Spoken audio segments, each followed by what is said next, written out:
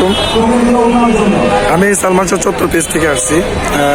রাজীব ভাই, আমি দেখি যে সবসময় আপনি সালমান শাহ ভাইয়ার ছায়াছবি যে গানগুলি সেগুলি করে থাকেন, আর এত সুন্দর করে গান করেন। আর এত ছায়াছবির গান থাকতে কিন্তু সালমান শাহ ছায়াছবির গানগুলি কেন?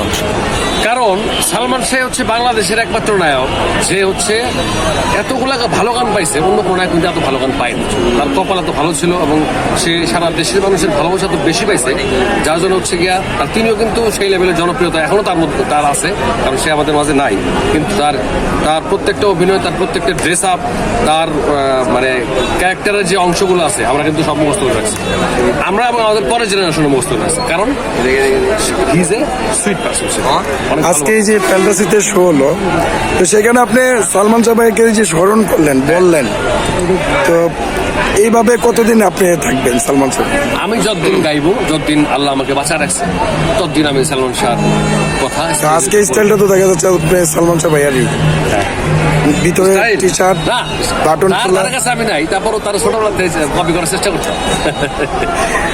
আচ্ছা, তো আমরা তো চাচ্ছি সিলেট শহরে যেন সালমান শাহ নামে একটি চত্বর করা হয়। এই বিষয়ে আপনি যদি বলতেন, আমি আপনার দাবি কি? আপনারা যে দাবিটা উঠাইছেন এর পক্ষে আমার অবস্থান, আমি প্রশাসনের দৃষ্টি আকর্ষণ করছি। সালমান শাহ চত্বর নামে সিলেট শহরে অবশ্যই চত্বর করা হবে। অসংখ্য ধন্যবাদ। Thank you.